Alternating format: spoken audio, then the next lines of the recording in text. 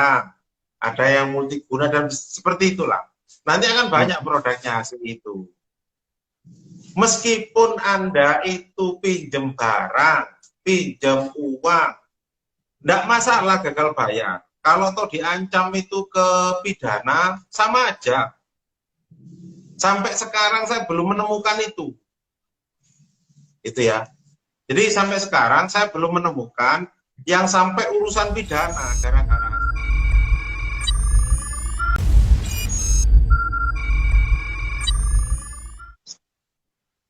Nah, Kenapa Pak Jo? sorry mati. Hilang suaranya, kenapa? Kenapa? Handphonenya lowbat bang, lagi lupa. Jangan ngecas. Oh, Pak Jun bahas HCI lagi, waduh. Gini loh, HCI itu my friend semua gitu ya. Kalau masalah HCI itu kan ada yang pinjam uang, ada yang pinjam barang, ada yang multiguna, dan seperti itulah. Nanti akan banyak produknya HCI itu.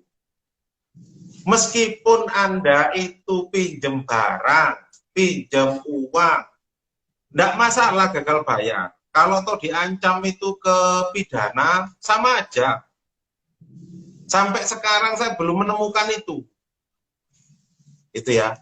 Jadi sampai sekarang saya belum menemukan yang sampai urusan pidana gara-gara pinjol, aku laku, yang bahkan yang besar seperti tunaiku sama gitu. Tidak ada yang sampai ke pidana. Itu ya.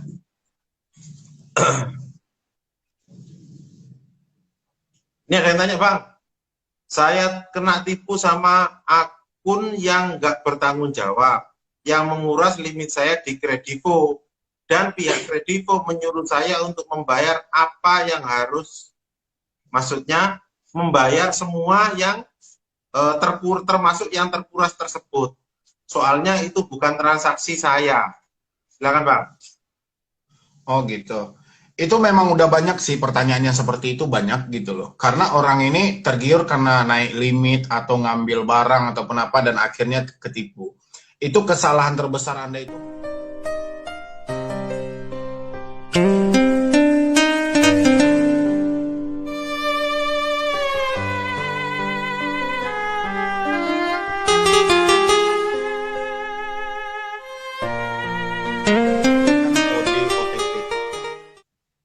Itu kan untuk kenaikan aja. Jadi kalau misalnya udah terjadi hal yang seperti itu, silahkan datangi kantornya aja, laporin bahwa itu ada penipuan, jelaskanlah kronologisnya seperti apa gitu loh. Insya Allah pasti ada solusinya dari pihak perusahaan mereka. Yang penting laporan dulu gitu loh. Nah ini bang, pertanyaan klasik. Sudah lebih dari 90 hari masih di teror. Nah, bagaimana enaknya ngomongnya ke DC bang? Oh, itu kan mereka menanyakan soal aturan AFEI yang wajib menagih 90 hari, Pak Jun. Ya. Kan ada itu ya kan? Jadi sebetulnya kalau aturan AFEI yang wajib menagih 90 hari itu yang tanpa cicilan gitu loh. Tapi kalau memang orang ini kayak Kredivo gitu kan atau home credit itu multigunanya kan harus dicicil per bulan, yang wajib menagih 90 hari itu nggak berlaku di dalam itu. Itu FPI itu menerapkan aturan kan khusus buat pinjol aja gitu loh. Pinjol yang menerapkan waktu yang sangat singkat. Contoh 20 hari kan, atau 30 hari itu bisa berlaku. Tapi kalau mereka pertanyakan tentang Kredivo, kayak home credit, aku laku yang memberikan cicilan, bayar per bulan itu nggak berlaku, wajib nagih 90 hari. Siap. Nah, mungkin saya tambahkan. Jadi gini, karena sampai sekarang ada yang sampai 1 tahun pun masih ditagih. Iya. Kemudian yang mungkin harus teman-teman pahami juga, tidak ada sanksi bagi perusahaan itu apabila menagih melewati 90 hari. Setahu saya seperti itu. Contoh, apabila ada DC yang nagih melewati 90 hari perusahaannya tutup, itu tidak ada sanksinya. Makanya kalau dalam hukum itu saya sebut sebagai aturan banci. Karena aturan hukum itu harus jelas hak dan kewajibannya. Itu kan tidak ada sanksinya bagi perusahaan yang masih menagih di atas 90 hari. Nih Bang, ada yang tanya lagi Bang, bahas tunaiku dong. Nah, silakan Bang. Tunaiku yang dibahas yang dari mananya ini? Tunaiku itu banyak sih. Banyak yang dibahasnya dari mana. Kalau soal pengancamannya itu biasanya DC anak Amarbang yang paling terkenal namanya Cynthia itu. Itu yang paling garang mulutnya gitu. Tapi kalau saya sih berkoar di balik HP, berkoar di balik layar itu nggak ada masalah sih. Ya kan? Apalagi mereka ngancam-ngancam ke kasus perdata ataupun pidana, ya itu kan sudah dijelaskan sama Pak Jun. Ini kan udah menjelaskan bahwa itu tidak ada gitu. Kalau memang ada pun kita bersedia buat membantu debetur itu. Kuncinya jangan takut soal hukum lagi udah. Orang ini kan ditakutinnya penjara, perdata ini seperti apa sih, seperti apa kan. Seakan pikiran mereka itu melayang tak kemana-mana gitu loh. Yang penting kalau segi hukumnya, udah itu udah jelaskan Pak Jun bisa gitu loh. Nanti kalau soal dana saya bantulah gitu. Nah, Ya, itu aja. Nanti kasus dari ini saya hadir teman-teman. Ya. Ya jelas gini teman-teman semua. Saya dan Pak Medi itu komitmen untuk bantu teman-teman sekalian yang saat ini bermasalah, terutama bermasalah dengan pinjol. Tetapi bukan hanya pinjol aja. Jadi apapun itu, selama kita punya kemampuan untuk bantu teman-teman sekalian, itu akan kita bantu. Mungkin kita ada kelebihan itu di satu sisi, nanti akan kita bagikan bareng-bareng. Seperti itu. Pak Jun kapan lagi? Oh, foto bareng. Nah. Kredivo multiguna Pak, gagal bayar masuk 3 bulan. Bisakah diminta cicilannya dikecilkan? Minta datang ke kantornya. Silakan ajukan online. Kalau tidak bisa datang ke kantor. Mungkin seperti itu ya.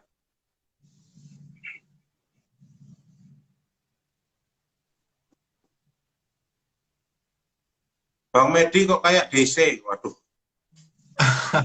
Kok banyak yang mengira DC, Bang? Iya, terkadang orang itu berpikiran jelek, tukang sampah mungkin ya. Seperti itu ya, tampang jelek mungkin atau kayak mana, itu kita anggapan sampah. Tapi kalau kita lihat ini sangar banget, ini kayak DC gitu loh. Padahal enggak gitu loh kan. Kalau saya debt collector mungkin saya sih menerima kerjasama dari beberapa pinjol. Pak Jun sendiri mungkin pernah ditawarin. Ya kan, kita nggak usah bilangin pinjolnya apa gitu loh. Tapi saya tidak menerima kerjasama itu. Saya tidak menerima berapa banyak yang nawarin kerjasama untuk ini, untuk itu. Tapi saya tidak mau gitu loh. Karena bagi saya itu, ini saya bikin video, bikin motivasi, ya cuman nyalurkan hobi saya, mungkin bermanfaat bagi orang lain, mungkin cuman itu aja. Dan di sisi lain saya juga ada usaha lain gitu loh. Ya, mungkin mau ini film. Iya kan? Penagih aja kan, bolak-balik pakai mobil kan gitu kan. Ya. Malah teman-teman gini loh, jadi mungkin disangka yang debt collector itu kayak Bang Wedi ya. Padahal saya sendiri gitu ya. Pernah lama saya Bang jadi debt collector itu. Hampir 4-5 tahun lah jadi debt collector dulu. Tapi di perusahaan finance dulu. Kemudian ini ada aplikasi minta transfer 100.000 untuk pertimbangan keringanan dari aplikasi. Gak usah dikasih, karena ketika Anda minta keringanan aja berarti Anda sudah kesulitan bayar. Sekaligus saya jawab tadi, ketika Anda mulai kesulitan bayar, berhenti, stop. Jangan bayar lagi, jangan diterusin. Karena kalau Anda terusin terus, tadi katanya Bang Medi apa? Sampai habis isi rumah tidak selesai. Itu teman-teman ya. Jadi kalau sampai habis isi rumah pun nanti tidak selesai masalah pinjol itu. Bahkan kemarin saya sampaikan, coba nanti dilihat di YouTube saya, di Secret Finansial. Ada satu kasus kemarin Bang, itu sudah dapat surat pelunasan. Itu kondisinya di Bali, itu masih ditagih terus. Karena ada kurang materai, jadi beranak pinak lagi, menjadi besar lagi. Makanya saya sarankan sama teman-teman, pinjol itu tidak usah dibayar. Kecuali Anda memang yang mungkin masuk selik bisa dipertimbangkan untuk dibayar. Tapi kalau memang itu ilegal, menurut saya tidak usah dibayar. Ini Bang, tanya, aku laku kredit HP, angsuran 6 bulan tapi gagal bayar belum sama sekali. Belum bayar sama sekali, Bang, efek corona. Katanya mau diambil barangnya, bagaimana, Bang? Nah, silakan. Ya kalau memang rasanya HP itu tidak dibutuhkan banget, ya udah berikan aja gitu loh. Ngapain kan kalau hanya sekedar kredit HP untuk memenuhi keinginan buat apa gitu loh. Tapi kalau memang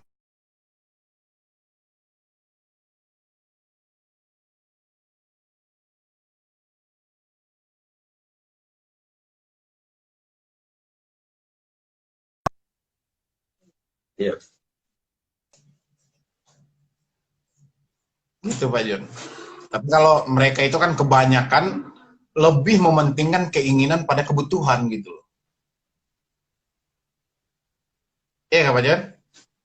Ya, siap. Jadi kalau mungkin saya tambahkan, ini kalau Bang Medi kan dikembalikan handphonenya itu ya. Kalau saya tidak saya kembalikan. Iya. Biarin aja. Masalah DC tagihan biarin aja. Nggak usah dibayar. Handphonenya pakai aja. Mau dipakai Iya. pinjol lagi terserah Anda sih. Tapi yang Iya. penting Anda bisa menghadapi debt kolektornya. Keywordnya, Iya. jangan sekali-kali bilang bahwa handphone dijual. Handphonenya lagi dipakai istri, dipakai anak, gitu aja. Kalau saya seperti itu, Bang. Iya, yang penting sanggup nggak untuk menghadapi debt collectornya. Kuncinya itu aja gitu loh. Nah, itu aja kuncinya itu aja. Sanggup atau tidak gitu. Kalau kenal kita harusnya sanggup, Bang ya.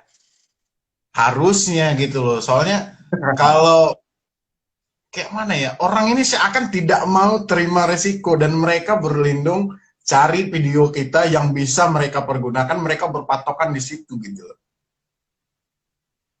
Nanti ujung-ujungnya gimana ini data saya disebar, orang tua saya tidak tahu, suami saya tidak tahu, ini ngeri lah gitu loh. Padahal kalau dipikirin apa, palingan Anda minjem 1 juta diteror, diancam, ya cuman gitu aja. Dari dulu pun Pak Jun, dari dulu sampai sekarang, mungkin kalau untuk di YouTube aja, saya sudah 1 tahun, mungkin saya lihat channel Pak Jun itu masih 200 subscribe. Saya lihat channel Pak Jun. Ya, saya termotivasi gitu, kejar gitu loh. Gitu, sampai satu video Pak Jun itu lebih dari 400.000. Saya lihat itu cara mengatasi debt collector. Pas bertepatan hari itu saya nyelesain masalah orang terdekat saya yang kena pinjol. Jadi saya cari, memang kalau untuk informasi di Google itu Pak Jun, kalau sekarang mungkin foto saya, foto Pak Jun, kalau diketik pinjol mungkin foto Pak Jun, foto saya, mungkin itu yang paling banyak di Google ya kan. Kalau dulu itu yang ada Pak Ridwan Bali, habis itu yang pakai topeng orang hilang gitu. Jadi saya dengerin video dia gitu loh. Mana sepenggalan ada saya gunakan gitu loh. Dari Pak Ridwan Bali juga kayak gitu. Saya sepenggalan saya ambil. Karena diibaratkan kalau Pak Ridwan Bali selalu mengibaratkan seperti kayak anjing katanya, debt collector ini kayak anjing gitu. Jadi mereka itu menggonggong, ketika mereka menggonggong kalau kita lari, mereka akan kejar Pak Jun. Tapi kalau anjing ini menggonggong, kita nggak lari, mereka malah balik lagi. Apalagi kita nyusulin dia gitu loh, dia yang lari gitu kan. Jadi saya ambil dari kata Pak Ridwan Bali itu. Oh iya juga ya, saya lihat gitu kan, saya lihat di YouTube itu memang minim banget yang memberikan solusi saat itu. Yang penting mental lah, mental. Paling utama sekali mental, karena kita akan menghadapi teroran. Akan menghadapi. Yang paling sulit kalau bagi saya ya, yang saya lihatin itu dari orang-orang itu, mengatasi orang sekitar mereka yang tidak tahu menjadi sok tahu. Nah ini yang paling sulitnya Pak Jen. Kalau saya di video selalu saya bilangin itu debt collector tambahan. Lebih ngeri dari debt collector aslinya. Tanpa dibayar, mereka ikut nagih saudara dia juga. Padahal nggak digaji oleh pinjol. Nggak dibayar oleh pinjol gitu loh. Tapi dia ikutin nagih teman dia, ikut nagih saudara dia gitu loh. Nah ini yang paling ngeri marketing dari pinjol itu gitu loh. Mereka bisa jangkau orang ke daerah melalui orang sekitarnya. Harusnya mental dulu di sini. Kalau mental sudah terjaga, saya yakin semuanya bebas dari pinjol.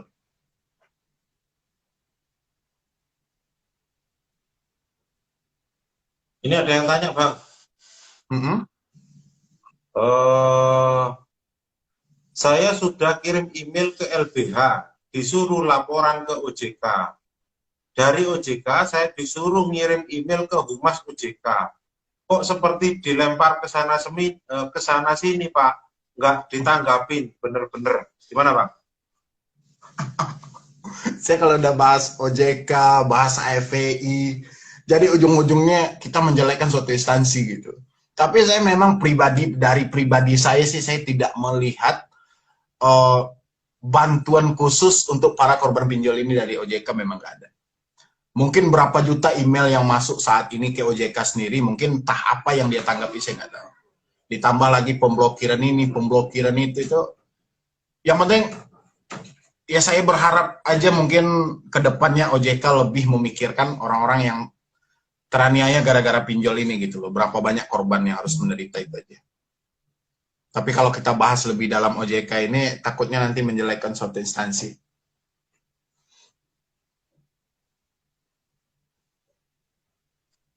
Oke, gini, tak tambahin Bang ya. Ah, Karena gini teman-teman sekalian, makanya kemarin di media saya ada media Surya Negara, itu saya sampaikan ketika negara itu keok melawan pinjol ilegal. Bukan hanya OJK saja, bahkan polisi, Kominfo itu kan keok semua saat ini. iya. Dan ketika itu saya sampaikan kemana-mana kok. Buktinya responnya sama, gitu ya. Jadi Iya. tidak ada satu tindakan konkret dari OJK.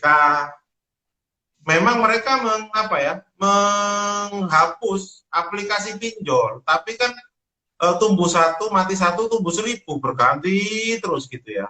Iya, benar-benar. Kemudian contoh nih, teror ke masyarakat banyak, laporan ke kepolisian banyak, tapi polisi kan diem aja. Ke Kominfo misalkan, mengenai nomor yang sudah direpot spam segitu banyaknya, Kominfo diem kok.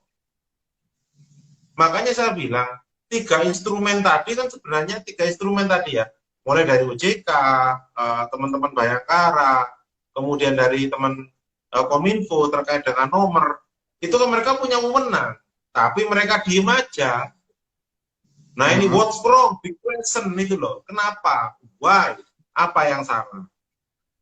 Kalau saya seperti itu Bang, makanya saya bilang, laporan ke OJK itu kebanyakan nggak direspon, karena saya nggak tahu kenapa OJK nggak mau merespon itu gitu loh.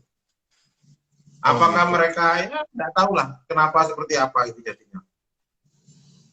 Kalau untuk apa itu Pak Jun, kalau misalnya orang ini sudah, itu kan udah banyak intimidasinya, mereka diteror melalui WA, melalui Messenger, tiba-tiba mereka melapor ke polisi. Itu apa alasan polisi itu tidak bisa menerima ini Pak Jun? Pernah konfirmasi? Pernah. Yang Hmm. pertama karena identitasnya tidak jelas Pak. Identitas orang yang dilaporkan. Ya jadi nomornya itu kan hanya berdasarkan nomor. Iya. Nah mereka polisi nggak mau untuk memproses itu karena hanya berdasarkan nomor. Nah Hmm. kendalanya Bang, laporan teman-teman kan kebanyakan di Polres. Iya. Sementara divisi cyber itu adanya di Polda. Hmm.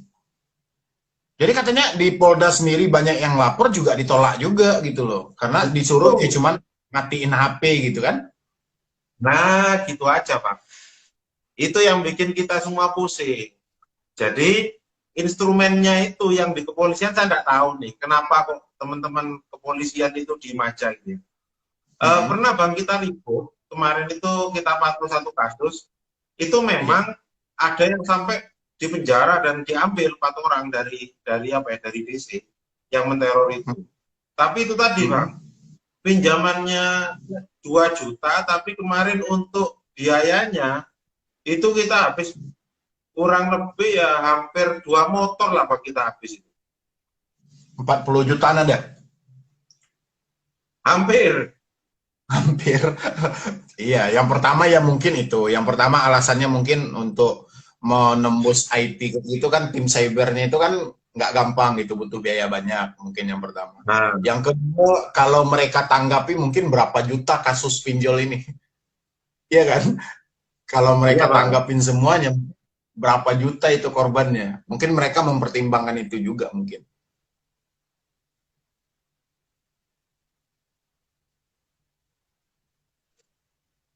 Ini ada yang tanya lagi Bang. Coba Iya, tanya. iya, Pak. Kredit mobil. Mm-mm. Mobilnya sudah dioper kredit ke orang lain. Tapi Mm-mm. sekarang yang ngoper kredit tidak mau bayar, Terus duitnya ini minta dibalikin. kira-kira kenapa? Duitnya minta dibalikin Ini yang mau, oper. ya ini mau jujur ke leasing atau seperti apa? Sampai sekarang orang yang nipu saya belum ketemu. Silakan Bang. Jadi dia mobilnya dioper ke orang lain tidak mau bayar, orangnya juga tidak ketemu. Betul. Oh, berarti dia sebelum dia ngasihin mobil dia itu otomatis kan di bawah tangan itu ya. Ya Iya, kalau oh di ini bawah Pak, tangan saya ya otomatis kan ada kwitansi, bukti kwitansi ya bikin laporan dulu. Hampir sama dengan tadi, bikin laporan dulu. Bikin laporan bahwa ini terjadi mungkin jual beli atau kayak mana gitu kan.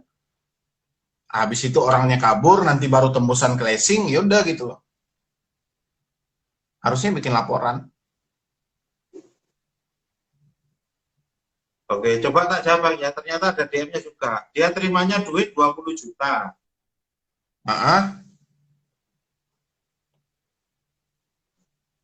berarti dia Oh, take over berarti. iya. Mungkin Take gini, over. sorry nih ya. Namanya siapa ini? Jesselyn atau siapa ini ya? Oh ya, Hmm, gini. eh, Bu Jesselyn ini ya.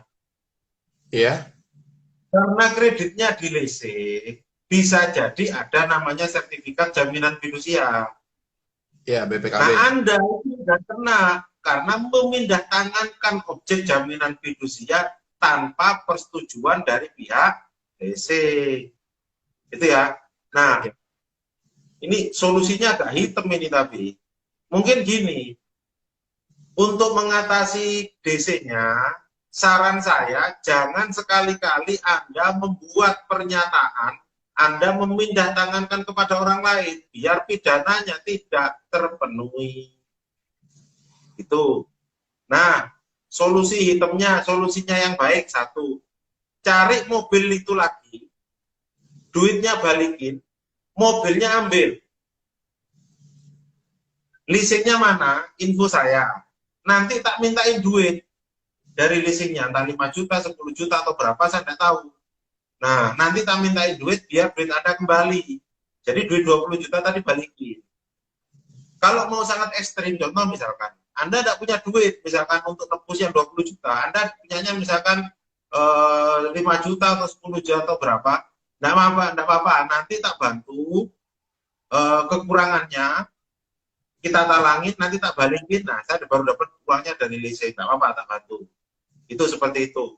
Nah, caranya coba hubungin kantor cabang saya, minta bergabung di grup saya kalau belum. Kalau sudah, minta hubungin admin saya, kemudian nanti biar dikonekkan, nanti biar dihandle oleh tim saya di daerah. Saya tidak tahu itu dari mana ini ya. Karena kalau Anda itu mengalihkan kendaraan ke pihak lain, pidananya terpenuhi. Gitu.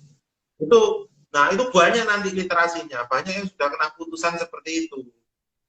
Gitu. Nah, karena Anda mengalihkan tanpa persetujuan dari leasing. Itu. Nah, tapi itu cara satu. Cara yang kedua, saya tidak tahu tempatnya di mana. Tinggal negosiasi aja sama DC. Saran saya seperti itu, biar tidak ada satu laporan, yang kedua nggak ditagih lagi. Negosiasi aja. Nanti ada namanya fasilitas write off, Anda bisa manfaatkan. Tetapi bagaimana kalau Anda melunasikan, biayanya besar juga. Jadi saran saya, cara yang ketiga, ini sorry Bang, agak hitam. Anda datang cari mobil yang serupa, caranya hitam tapi ya. cari mobil yang serupa. Nah ini dasar saya karena leasing itu tidak punya asuransi yang menyangkut dipinjamkan dialihkan kepada pihak lain. Caranya Anda cari mobil serupa, Anda tempelin plat, ya, plat nomor yang sama, tempatnya ada CCTV-nya. Nah, nanti Anda keluar dari tempat itu, Anda suruh ambil teman Anda untuk ngambil mobil. Yang nggak ada parkirannya yang bagus ya, ya ada CCTV-nya. Nah, nanti Anda teriak-teriak, mobil saya hilang, macam-macam kayak gitu. Nah, Anda bikin laporan ke polisian, mobil hilang. Nah, itu baru asuransi cair, DC bisa nggak datang. Itu caranya tapi hitam ya, opsional aja. Ya. Tapi kalau ingin detailnya seperti apa, nanti info aja ya. Info ke admin saya nanti. Biar dijelasin lebih detail, karena rumit itu. Ya, iya. Jadi Anda menurut saya, Bu Jesselyn sudah melakukan tindak pidana, pasal 36 Undang-Undang Fidusia dasarnya. Itu nanti kalau sampai leasing lapor, dia punya sertifikat jaminan fidusia, dia bisa lapor. Dan Anda bisa kena. Berarti orang itu, Bang, yang ngambil mobilnya ini udah kabur berarti? Yang memperkredit kabur, Bang, ini. Oh, bilang aja lah, bikin laporan aja bahwa dia rental mobil kita, habis itu dia kabur. Gak usah dibilangin take over gitu kan? Itu mungkin bisa, Pak. Iya. Jadi laporin rental. Iya, nggak usah kita bilang bisa kita take over di bawah tanah gitu kan? Bisa, jadi ini solusinya dari Bang Medi, dilaporin, direntalkan, dibawa kabur. Gitu. Iya. Yang harus Anda pahami, satu, kunci ada dua. Tangan dulu gitu.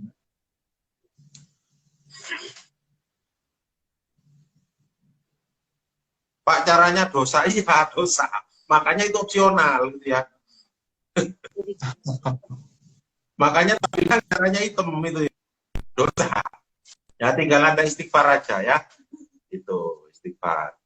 Pak harus polisi dulu atau ke polisi dulu? Ini kok malah bahasa yang hitam-hitam ya. Janganlah, jangan yang hitam-hitam ya. Sebetulnya itu harusnya ngajarin yang seperti tadi, Pak Jun, bagusnya masuk ke admin Pak Jun aja lah. Bagusnya gitu. Iya, takutnya orang itu berpegangan nanti kan, oh benar juga dapat ide baru dia kan. Nanti dapatnya dari mana kan gitu. Nah, ini ada yang tanya, Bang. Pinjaman HCI sudah dibayarkan sudah lebih dari 7 bulan. Apakah di Slik sudah ada pembayaran yang tidak dilaporkan? Kira-kira bisa ada 7 pembayaran, Bang, yang tidak dilaporkan ke kantor, yang tidak masuk kantor kayaknya ini.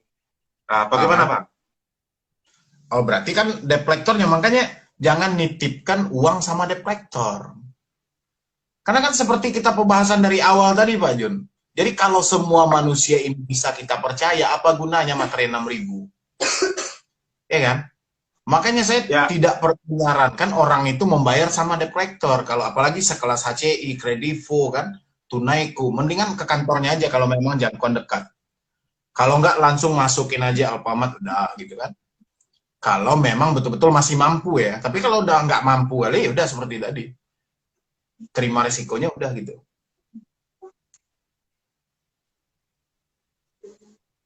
Ini pertanyaannya hampir sama sih Pak Jun, cuman bolak-balik kalimatnya aja. Hampir sama semuanya. Bolak-balik. Jadi intinya seperti Pak Jun, kita bikin kesepakatan. Kalau memang sekarang ini debt collector mengancam orang dengan kerana hukum ini segala macam, ya udah seperti tadi, saya bantu Pak Jun untuk transfusi dananya, nanti kabarin saya gitu. Itu aja. Gitu kan? Saya bantulah, semampu saya bantu nanti untuk transfusi dananya. Iya kan? Tapi tunggu orang ini masukin gugatan dulu, jangan kita yang gugat. Kalau kita yang gugat kan sama aja kita negara kan. Nah, ini pertanyaannya sama aja, Bang, kebanyakan masalah jalur hukum ya. Sama sih, makanya pertanyaannya bersama. Makanya sarankanlah, pokoknya untuk teman-teman semuanya, kalau memang menyatakan sudah tidak mampu bayar, ya udah persiapkan dirinya dengan matang. Udah itu aja. Bang, ada yang tanya pribadi. Saya mau nanya dong, Bang Medi udah married belum? Saya sudah married. Saya sudah married, saya punya anak 2. Anak saya 1 pasang. Kayaknya ngebar banget ini Bang. Ya, mana tahu ada yang mau nambah ya kan. Mm-mm. Berewah, ngeri nih ya. Ya, besok kita cari temanya Pak Jon, kita cari temanya untuk kita bikin video buat YouTube lah gitu loh. Kita simpulkan Ya, pertanyaan dari Pak. teman-teman semuanya, kita cari temanya nanti, kita bahas. Saya yakin pertanyaannya hampir sama nih, kita ikutin sampai bawah pun pertanyaannya pasti itu. Saya tidak mampu bayar, tapi kayak mana data saya disebar, pasti itu aja pertanyaannya. Ya, Kalau dulu, ya. bulan belakang, datang ke rumah nggak DC-nya? Hampir setiap hari pertanyaannya datang ke rumah aja gitu. Mungkin gitu ya, teman-teman. Kita close live kita malam ini. Jadi semoga nanti kita cari tema yang lebih baru, yang lebih bagus. Kemudian, oh ini ada yang tanya, Pak Jun sudah merit sudah? Langsung down Bang, kita jawab gitu Bang. Jadi coba nanti kita carikan materi yang lebih bagus, yang update, sehingga nanti saya dengan Pak Medi bisa kolaborasi lagi ke depannya. Ya, Kemudian, gitu. mungkin Bang, sebelum kita close, ada yang ingin disampaikan Bang? Ya kalau saya sih yang mau disampaikan buat teman-teman semuanya itu ya kan pertanyaan mereka dari tadi itu kan cuman bisa dibawa ke ranah hukum atau tidak. Yang penting saat ini kita bikin komitmen, Pak Jun sebagai penasihat hukumnya saya bantu tembusi dananya nanti. Itu aja.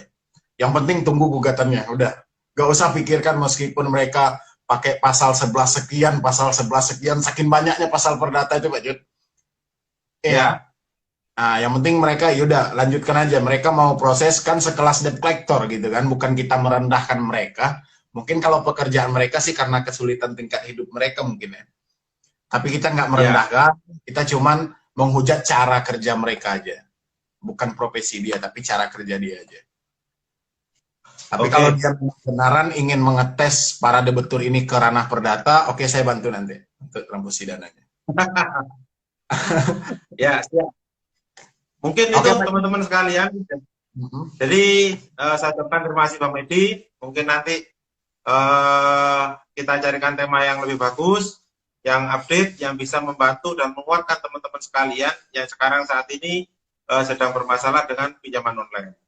Mungkin itu ya, Bang, teman-teman sekalian. Terima kasih. Kita close live kita malam ini. Assalamualaikum warahmatullahi wabarakatuh. Waalaikumsalam.